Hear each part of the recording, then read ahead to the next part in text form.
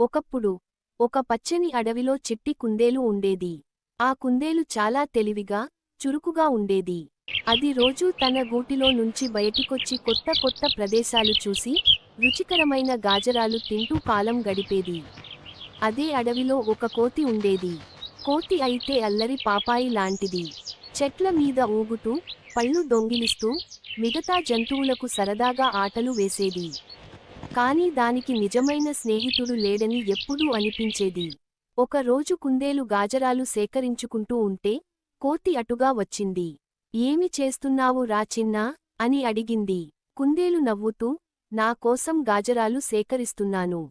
నీకు కావాలా? అని అడిగింది. కోతి ఆశ్చర్యపోయి, నాకు ఇస్తావా? అనగా, కుందేలు తన దగ్గరున్న ఒక గాజరాన్ని ఇచ్చింది. ఆ రోజే ఇద్దరి మధ్య స్నేహం మొదలైంది. కోతి తనకున్న పండ్లు, అరటిపళ్ళు పంచుకోగా, కుందేలు తన గాజరాలు పంచుకుంది.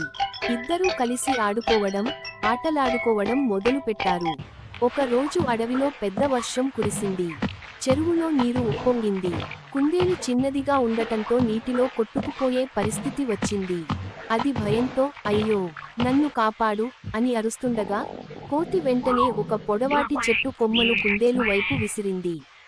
కుందేలు దానిని పట్టుకుని బయటకు వచ్చింది.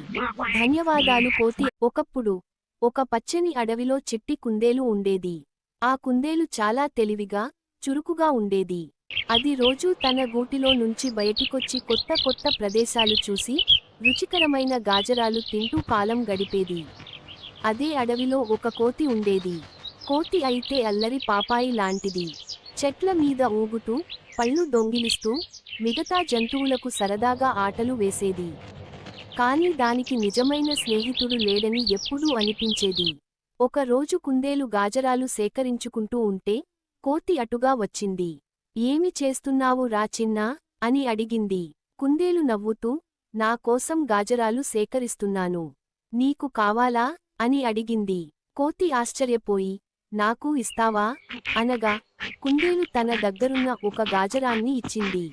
ఆ రోజే ఇద్దరి మధ్య స్నేహం మొదలైంది. కోతి తనకున్న పండ్లు, అరటిపళ్ళు పంచుకోగా, కుందేలు తన గాజరాలు పంచుకుంది.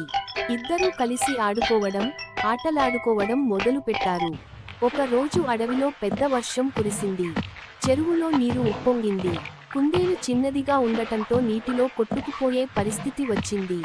అది భయంతో, అయ్యో, నన్ను కాపాడు అని అరుస్తుండగా, కోతి వెంటనే ఒక పొడవాటి చెట్టు కొమ్మను కుందేలు వైపు విసిరింది. కుందేలు దానిని పట్టుకుని బయటకు వచ్చింది. ధన్యవాదాలు కోతి.